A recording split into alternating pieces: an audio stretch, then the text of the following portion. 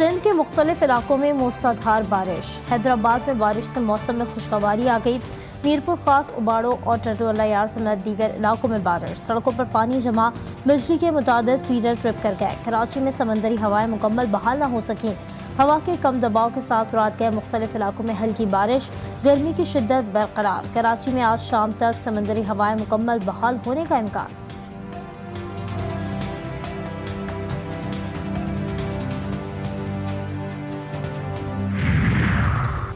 भारतीय रियासत पंजाब और राजस्थान से मानसून सिस्टम पाकिस्तानी पंजाब में दाखिल। आज लाहौर, गुजरांवाला, गुजरात और सियालकोट डिवीजन में गरज चमक के साथ बारिश का इम्कान। इस्लामाबाद में सुबह सवेरे मूसलाधार बारिश। आज मजीद बारिश की पेशगोई।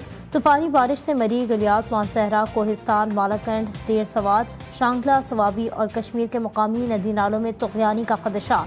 कश्मीर और गिलगित बल्तिस्तान में लैंड स्लाइडिंग के बायस ट्रैफिक की आमदोरफ्त मुतासर होने का खतरा।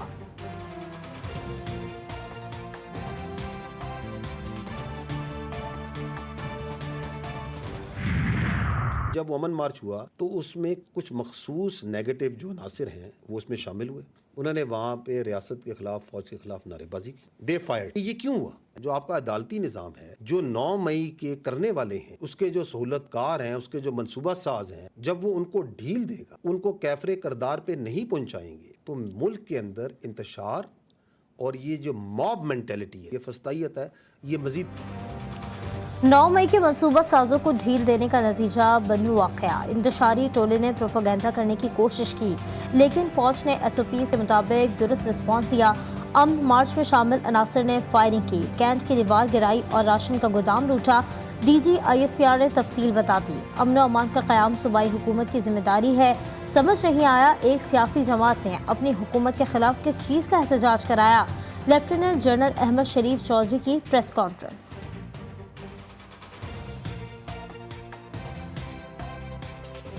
ये जो लॉ एंड ऑर्डर है, ये तो सूबाई हुकूमत की इंतजामिया की जिम्मेदारी है, ये फौज की जिम्मेदारी तो नहीं है। एक क्राउड के अंदर आके शरपसंद अनासिर घुसते हैं और फायर करते हैं और लोगों को मारते हैं, तो ये जिम्मेदारी तो वहाँ की इंतजामिया की, पुलिस की, सूबाई हुकूमत की है।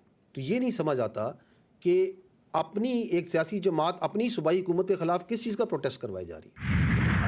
इस्तेकाम एक हमागीर, एक मरबूत counter terrorism campaign, and it is not a military operation per se, जिस तरह इसको प्रेजेंट किया गया। It's a campaign. इस कैंपेन को हम ऑपरेशन अज़्म इस्तेकाम से लॉन्च करेंगे। इसका जो एक मकसद, बड़ा अहम मकसद है, वो है टेरर का और क्राइम का, दहशत गर्दों का और क्रिमिनल माफिया का जो आपस में नेक्सस है, उसको ब्रेक करना। अज़्म इस्तेकाम को मुतनाज़ा क्यों बनाया जा रहा है? इंतहाई संजीदा इशूज़ को सियासत की भेंट चढ़ाया जा रहा है।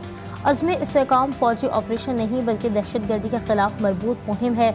DG ISPR lieutenant general Ahmed Sharif की प्रेस कॉन्फ्रेंस। कहा, अजीम और अज़्म इस्तेकाम पर सियासत की जा रही है क्योंकि एक माफिया, सियासी माफिया और गैर कानूनी माफिया खड़ा हो गया और कहने लगा इसको हमने होने नहीं देना। ये सियासी माफिया चाहता है कि अज़्म इस्तेकाम अफगानिस्तान से दहशत गर्दों की पाकिस्तान में दाखिले की कोशिश नाकाम। फायरिंग के तबादले में 3 दहशत गर्द मारे गए। ISPR के मुताबिक पाकिस्तान अफगान हुकूमत से बॉर्डर मैनेजमेंट यकीनी बनाने का बार बार कहता रहा है।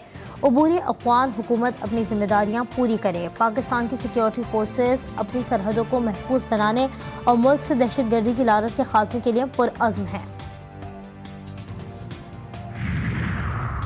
गैर मुल्की शहरियों की सिक्योरिटी के लिए अहम फैसला। 4 बड़े मंसूबों की सिक्योरिटी मुकम्मल तौर पर फौज के हवाले। मोहम्मद डैम और दासू हाइड्रो प्रोजेक्ट की सिक्योरिटी फौज के सुपुर्द। K4 और दियामर भाषा डैम की सिक्योरिटी भी पाक फौज को संभालेगी। वज़ीर आला खैबर पख्तूनख्वा अली अमीन गंडापुर ने बनू वाक़े पर जिरगा अरकान के मुतालबात पर गौर के लिए एपेक्स कमेटी का इजलास 25 जुलाई को तलब कर लिया।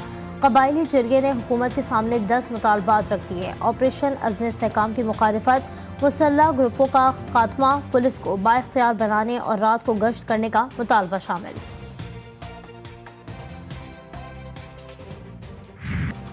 इस्लामाबाद पुलिस का PTI सेंट्रल सेक्रेटेरिएट पर छापा। तहरीक इंसाफ के तर्जुमान रऊफ हसन गिरफ्तार। तर्जुमान वज़ारत दाखिला का कहना है कि PTI को कोऑर्डिनेटर अहमद वक्कास जंजुआ को गिरफ्तार किया गया। पुलिस और FIA ने डिजिटल मफाद की रोशनी में PTI डिजिटल मीडिया विंग पर छापा मारा। تحریک انصاف ریاست مخالف پروپیگنڈے میں ملوث ہے، معاملے پر GIT تشکیل دی جا رہی ہے۔ انسداد دہشت گردی عدالت نے احمد وقاص جنجوعہ کا 7 روزہ جسمانی ریمانڈ منظور کر لیا، 29 جولائی کو دوبارہ پیش کرنے کا حکم۔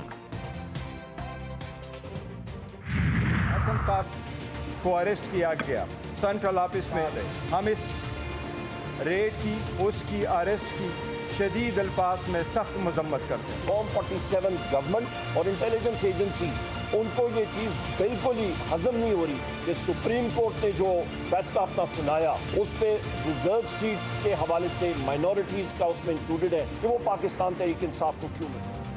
تحریک انصاف کی رؤف حسن کی گرفتاری کی مذمت۔ رؤف حسن کی رہائی کے لیے قانونی جنگ لڑنے کا اعلان۔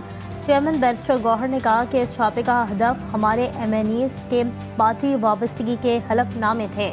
عمر ایوب بولے چھاپا بہانہ تھا، حکومت کو مخصوص جسٹس سے متعلق سپریم کورٹ کا فیصلہ ہضم نہیں ہو رہا تھا۔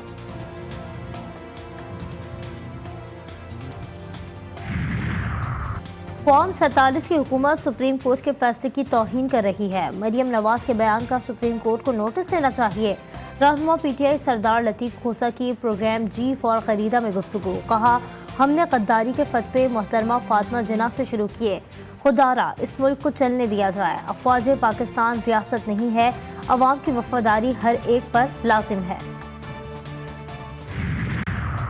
الیکشن ترمیمی ایکٹ اور آرڈیننس کے خلاف PTI کی درخواست پر سماعت آج اسلام آباد ہائی کورٹ میں ہوگی۔ درخواست میں سیکرٹری قانون، الیکشن کمیشن اور راجہ خرم نواز کو فریق بنایا گیا ہے۔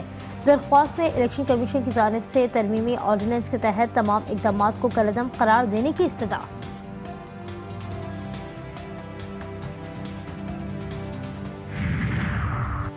وفاقی وزیر خزانہ محمد اورنگزیب 3 روزہ دورے پر آج چین روانہ ہوں گے۔ وزیر خزانہ 15 ارب ڈالر کی توانائی قرض کی ری شیڈیولنگ پر بات کریں گے، جبکہ توانائی کے سرکولر ڈیٹ سے متعلق امور پر بھی تبادلہ خیال ہوگا۔ قرض کی ری شیڈیولنگ کے لیے پاک چین مشترکہ ورکنگ گروپ قائم ہونے کا امکان۔ بلوچستان کے علاقے ہرنائی میں نامعلوم شرپسندوں کی ٹرکوں پر فائرنگ، ایک ڈرائیور قتل، 2 شدید زخمی۔ سنجاوی روڈ تورخم تنگی کے مقام پر شرپسندوں نے فائرنگ کے بعد 4 ٹرکوں کو آگ لگا کر تباہ کر دیا۔